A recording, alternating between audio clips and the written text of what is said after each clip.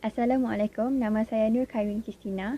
Kami akan membentangkan topik modernisasi. Jadi, apakah itu modernisasi? Modernisasi membawa maksud sebuah pemikiran secara moden yang membawa pendekatan serta fahaman yang fokus terhadap seni lukis moden.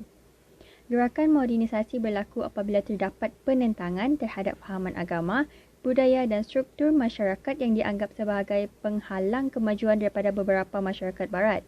Gerakan ini telah berhasil mengubah sistem tradisi dalam masyarakat barat dari pelbagai aspek kehidupan. Assalamualaikum, nama diberi Nurin Syuhadah binti Anwar, nombor kad matrik 2022497878. Saya akan meneruskan dengan faktor-faktor modernisme menurut pandangan intelektual barat. Yang pertama, menurut pandangan William E. Shepard, modernisme Islam menegaskan bahawa Islam tidak menyediakan asas ideologi yang mencukupi untuk kehidupan awam. Golongan yang berkefahaman ini memiliki kecenderungan yang kuat kepada penekanan fleksibiliti Islam dalam bidang awam dan menggunakan fleksibiliti ini untuk mentafsir Islam sejajar dengan ideologi barat. Golongan modernisme Muslim ini turut mendesak agar pintu ijtihad dibuka semula. Contoh-contohnya yang pertama, kecenderungan untuk menyekat kandungan yang khusus dan terperinci daripada tradisi iaitu Al-Quran dan Al-Sunnah yang berwibawa sebanyak mungkin dengan menghadkan kepada Al-Quran dan Al-Sunnah yang sahih sahaja. Beliau turut menghadkan Al-Sunnah dengan kritikan yang radikal seperti Mullah Mat Abduh daripada Mesir yang menghadkan Al-Sunnah kepada Al-Mutawatir sahaja. Lebih radikal lagi apabila terdapat kalangan mereka seperti Parviz daripada Pakistan yang hanya mengambil Al-Quran sebagai sumber tradisi. Seterusnya, satu apologetik yang menghubungkan aspek tradisi Islam dengan idea dan amalan Barat dan mendakwa bahawa amalan Barat yang berkenaan berasal daripada Islam. Antaranya ialah menyatakan bahawa demokrasi sebenarnya berasal daripada Islam serta menyatakan Mustafa Mahmud yang menyatakan bahawa Islam adalah satu sintesis dialektik dua aliran ekstrim iaitu komunisme dan kapitalisme yang menggabungkan kebaikan kedua-dua aliran dan menambah elemen kepuasan, kebahagiaan dan spiritual.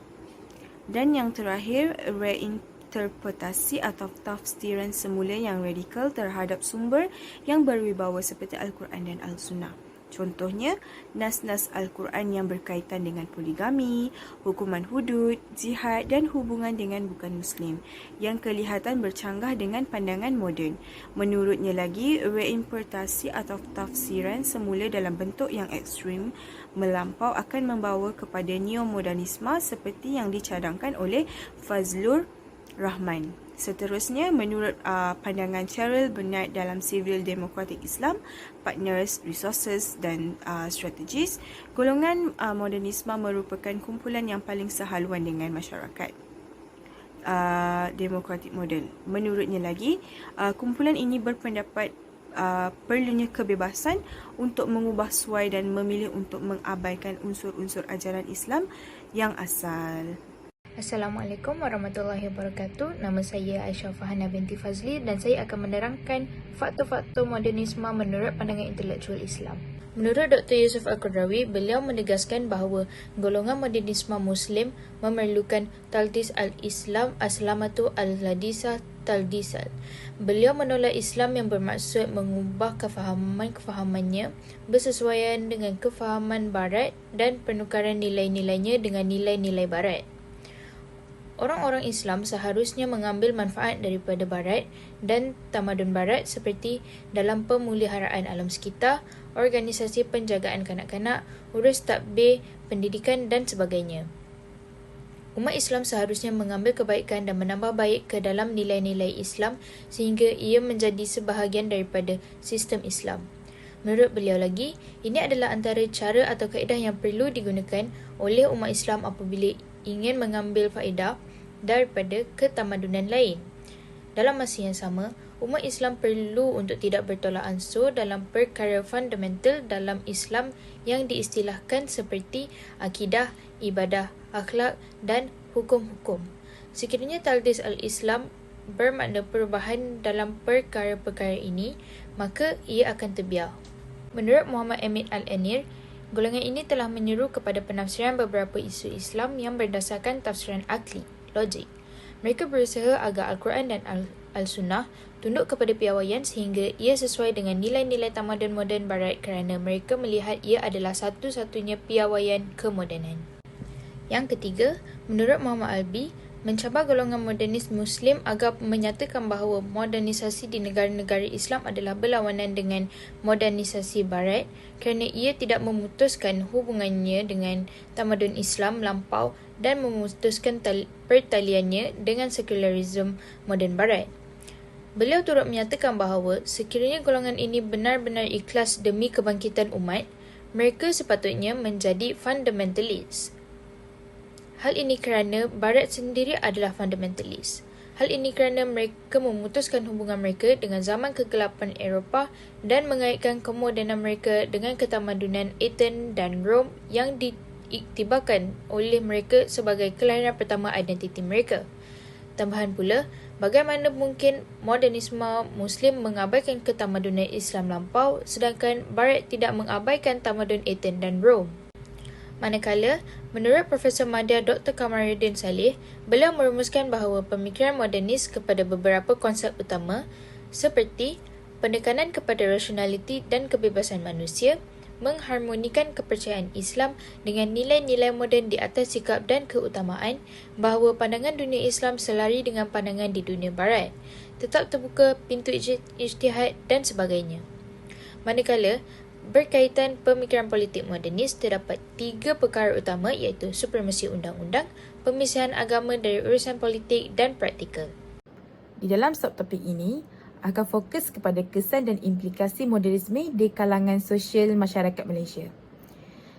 Di dalam subtopik kesan, menceritakan tentang apa yang terjadi di dalam kehidupan masyarakat Malaysia. Bagi kesan yang dapat dikaji ialah tentang perubahan drastik di dalam kalangan masyarakat dan ianya menjurangkan kehidupan dalam status sosial.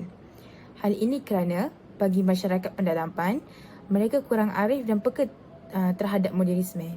Bagi mereka, pandangan modernisme ini menjejaskan ajaran adat nenek moyang mereka yang mungkin akan dihapuskan sekiranya anak cucu mereka mengimplikasikan ajaran ini. Kerana itulah kita dapat melihat terjadinya jurang di antara sosial kehidupan orang pedalaman dan orang bandar masyarakat Malaysia. Selain itu, di antara kesan bagi modernisme di kalangan sosial masyarakat Malaysia adalah sering berlaku perselisihan faham di antara warga yang berfikiran tradisionalisme dan warga yang menerima pandangan modernisme. Malah sehingga berlaku pergaduhan. Masyarakat pegangan tradisionalisme berpendapat bahawa ajaran modernisme ialah ajaran yang sengaja dibawa daripada penjajah Barat untuk menjatuhkan tanah Melayu dengan menghasut masyarakat tentang modernisme dan melupakan segala kisah silam yang pernah berlaku. Seterusnya, topik implikasi modernisme terhadap aspek pendidikan akan dibincangkan dengan mengamalkan sikap modernisme di dalam kehidupan seharian. Dapat memuput nilai-nilai yang baik dan sikap yang bertamadun seiring perkembangan ilmu dan teknologi. Seseorang Muslim dapat memelihara akalnya dengan ilmu dan mempergunakan akalnya untuk mendapatkan petunjuk serta nikmat daripada Allah SWT. Oleh itu, di sisi Islam, menuntut ilmu adalah amalan fardu dan mulia bagi setiap Muslim dan Muslimat. Ilmu yang diajarkan dalam manusia di zaman dahulu adalah melalui kalam ataupun pen. Dalam zaman moden serba canggih ini, manusia diajar tentang ilmu pengetahuan dengan menggunakan alat canggih seperti telefon, komputer, alat perakam dan sebagainya. Justeru, manusia pada masa kini seharusnya menguasai ilmu yang berkaitan dengan teknologi komputer kerana ianya merupakan alat untuk menguasai ilmu pengetahuan dengan cara pantas dan efisien. Tafsiran yang sebegini yang patut diterapkan di dalam minda umat Islam supaya mencari ilmu yang berteraskan agama supaya dapat membantu proses pembangunan tamadun manusia. Assalamualaikum warahmatullahi wabarakatuh. Nama saya Nur Liana binti Kamar Zaman dan saya akan meneruskan pembutangan kecabaran modernisme. Jika kita lihat di dalam slide ini, terdapat 2 cabaran yang saya ingin bentangkan, iaitu yang pertama, sudut ICT yang mempengaruhi budaya dan peradaban. Tidak dapat dinafikan lagi bahawa pihak Barat memang menyebarkan budaya mereka melalui cara pemikiran, amalan dan cara kehidupan. mereka juga mengeksploitasi dunia maya dengan menyebarkan budaya mereka secara luas dan global. Semua golongan dan kelompok sosial melakukan perkara yang tidak terbatas dan hal ini menyebabkan unsur-unsur yang budaya popular sangat diminati dan digemari oleh golongan masyarakat, terutamanya golongan remaja. Tidak dapat dinafikan juga, golongan remaja juga mudah dipengaruhi dengan fenomena budaya popular. Seterusnya, kita meneruskan dengan keperluan asas dalam pemakaian, dan dalam keperluan asas ini, mereka lebih cenderung kepada fashion, mutu dan kecantikan. Umumnya, keperluan asas tidak dipertimbangkan lagi sebagaimana konsep yang terbina pada masa lalu. Budaya popular juga dibina dengan berasaskan cita rasa golongan majoriti yang mempengaruhi individu. Seterusnya, Islam mempunyai nilai-nilai absolut yang kekal, iaitu tidak terpengaruh oleh ruang dan waktu. Di sini terdapat dua pandangan, iaitu pandangan pertama dari Said Husin Al-Atas, perbuatan mencuri dihukum dengan hukuman yang bersifat relatif. Beliau juga mengatakan bahawa hukuman mati perlu dikenakan ke atas kesalahan yang tertentu. Kini dianggap, zaman lampau juga dianggap hukumannya begitu kejam dan tidak sesuai lagi. Bukan itu saja, beliau juga berpendapat bahawa hukuman boleh diubah dengan nilai sementara, cara atau perubahan. Seterusnya melalui pandangan Kasim Ahmad, iaitu beliau memisahkan prinsip dan bentuk hukuman. Tiada nas Al-Quran tentang perundangan, iaitu dari segi tetap, universal dan muktamad. Melalui dua pandangan ini, satu aliran yang dikategorikan sebagai modernisme, iaitu satu aliran yang mampu mempengaruhi oleh pemikiran barat. Kasim Ahmad juga memisahkan dengan cara mewajarkan hukuman diberikan sesuai mengikut kesalahan. Assalamualaikum dan salam sejahtera. Nama saya Aina Sarah binti Ramzi dari kelas AP229 dari kumpulan 3. So, cabaran modernisme yang ketiga adalah modernisme menyebabkan wujudnya competition atau persaingan antara etnik di sesuatu tempat. Konflik etnik yang berlaku boleh wujud dalam bentuk politik, ekonomi dan sosial, dan kajian tersebut telah disokong oleh Robert H. Becks. Konflik etnik, iaitu konflik politik dan sosial, berlaku jika setiap projek pembangunan ekonomi negara tidak dirancangkan dengan teliti. Sehubungan dengan itu, pembangunan ekonomi dan pengurusan konflik etnik tidak boleh dipisahkan dalam agenda pembangunan negara.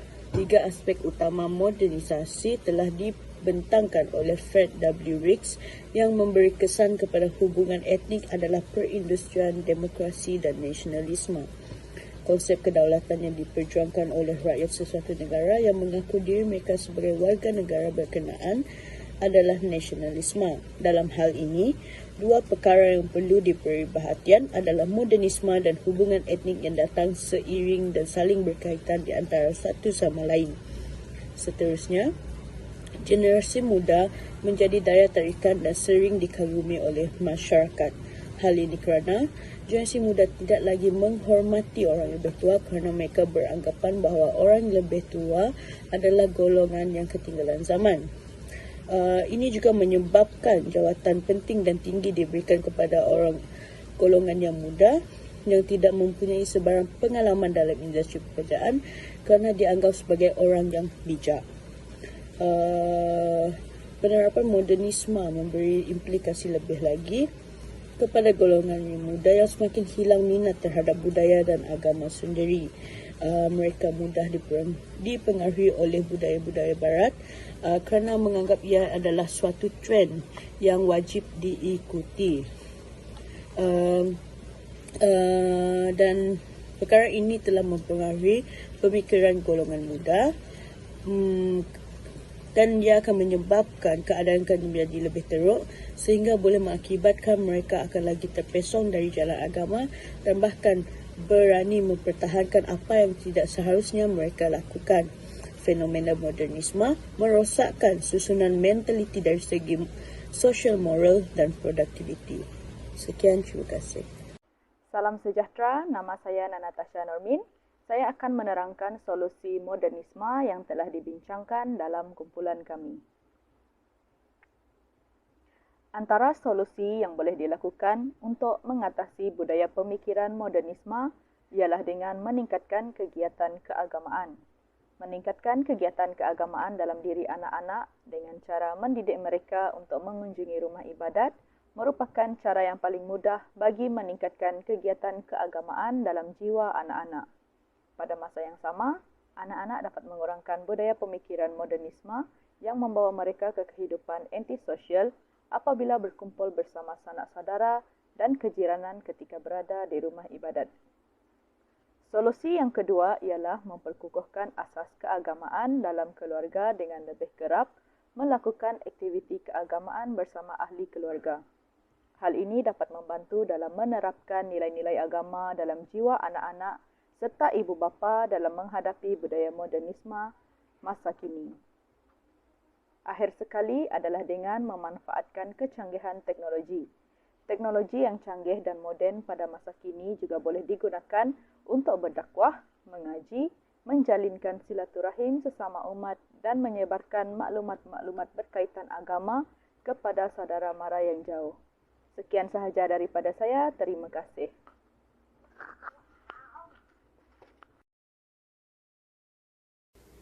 Secara ringkas, gerakan modernisme telah berkembang 30 tahun sebelum tahun 1914. Faktor utama dalam proses gerakan ini adalah moderniti dan modernisasi. Kemajuan teknologi telah memudahkan pemikiran barat masuk ke dalam Islam. Gerakan tersebut terdiri daripada rakyat yang tidak bersetuju terhadap penetapan agama dari segi kebebasan dan hak asasi sebagai seorang individu.